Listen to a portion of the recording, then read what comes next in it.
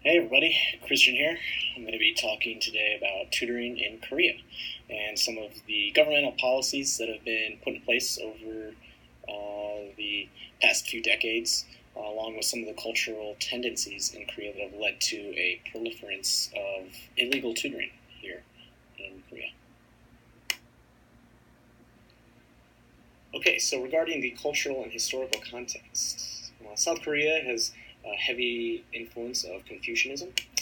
And one of the overarching principles of Confucianism is the importance of education, emphasized as a tool of personal development and primary mechanism in mobility, both economically and geographically.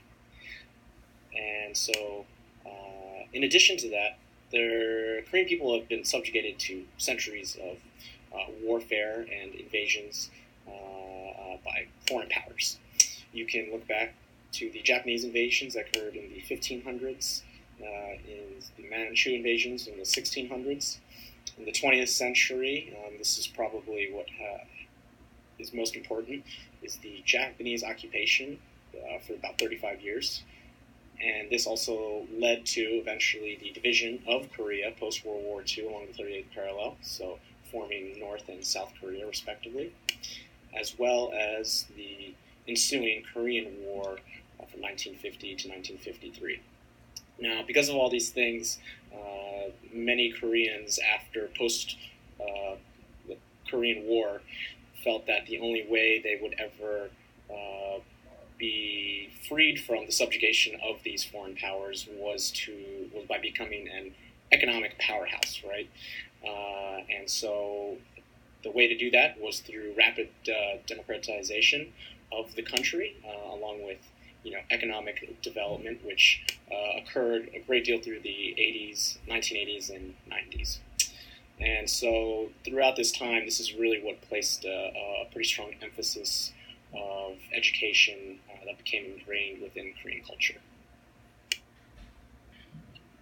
Okay, so now I'd like to talk a little bit about some of the governmental regulations on education that have occurred in the past 30 or 40 years in Korea that have led to this proliferation in private tutoring. So the first has to do with 1969 government and selective education at the middle school level. They did so by abolishing entrance examinations, which they proceeded to do at the high school level as well between 1974 and 1980, and they thought doing this would reduce the amount of private tutoring that was occurring, and the government was not too pleased with.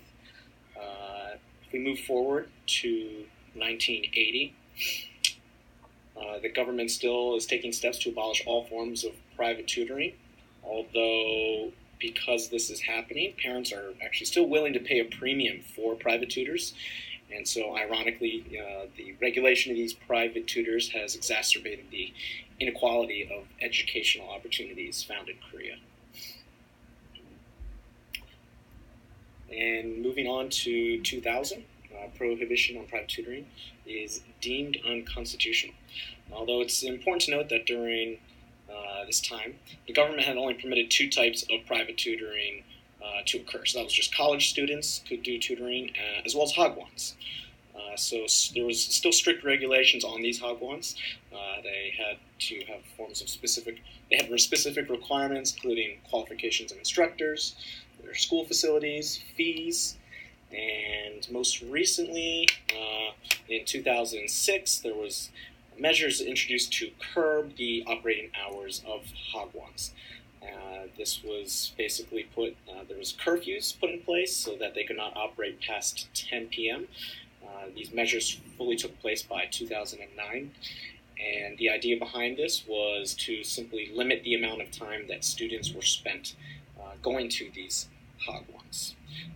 So these are just some of the policies that have been put in place by the government throughout the years. And now I want to go ahead and talk a little bit more about some of the ramifications behind these policies. So with the historical and cultural subtext in mind, combined with the governmental regulations that have been put in place over the years. I wanted to just touch base now on the ramifications. The main thing that I got out of this was that it seems that stifling of private tutoring has really only led to an increased demand for it. 2009, over 21 trillion was spent, or 2% of Korean GDP, on private tutoring, and in 2010, it accounted for 10%, over 10% of average household income per student. So really, none of the policies that have been put in place have seemed to make any really big, significant difference in lowering the amount being spent on these private tutors. As far as positives for students regarding the private tutoring, it does seem that there have been enhanced learning outcomes, undoubtedly, from getting, whether you're going to a Hagwon or you're getting one-on-one private tutoring, as well as increased labor productivity. Although, with that in mind, of course, like I just mentioned, it's certainly beneficial and rational to an extent for an individual to engage in private tutoring, although it seems overall nationwide to be a socially inefficient situation, as the country could likely be investing in other opportunities with a higher return, right? So even though maybe one student is gaining a great amount from private tutoring, the fact that almost every other student or teenager in the country is also going to a Hagwon or receiving some sort of private tutoring means that really there's not necessarily a huge benefit towards partaking necessarily. You're really just going to stay afloat. You're not really going to get perhaps any better than anyone else in your class. And so with this in mind, some of the negatives that have taken place are certainly the suicide rate in Korea. It's number 4 in the world as of this year.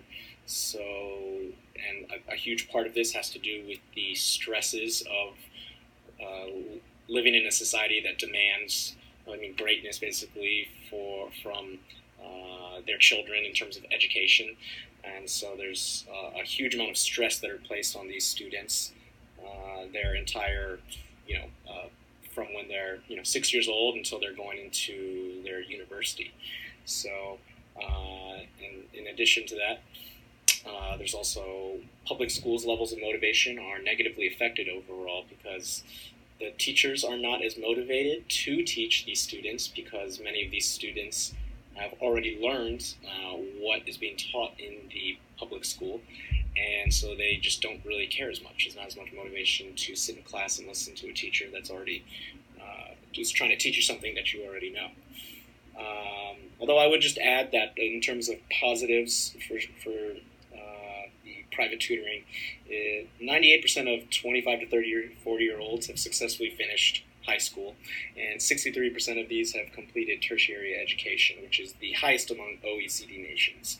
And so certainly there's an incredible graduation rate, but because of this, it's really leading to fierce competition for admission to the most prestigious schools in Korea. And so particularly because these school ties provide an additional advantage in the labor market as a crucial source of social capital. Lastly, for foreign teachers, this means that there's lots of opportunities to teach, legally at a Hagwon or illegally private tutoring. I know a number of people who do private tutoring, and I myself have actually done it a couple times as well. And it's hard to say no to someone who wants to offer to pay 4 times your hourly rate at school, as well as considering the fact that there are really no ramifications for teaching private tutoring, really. I've never heard of anyone getting kicked out of Korea for doing this. So it seems like private tutoring is here to stay, and you can see I didn't get to touch on all of the positives and negatives. There's really a lot to dig into, but I hope you guys enjoyed, and see you tomorrow in class.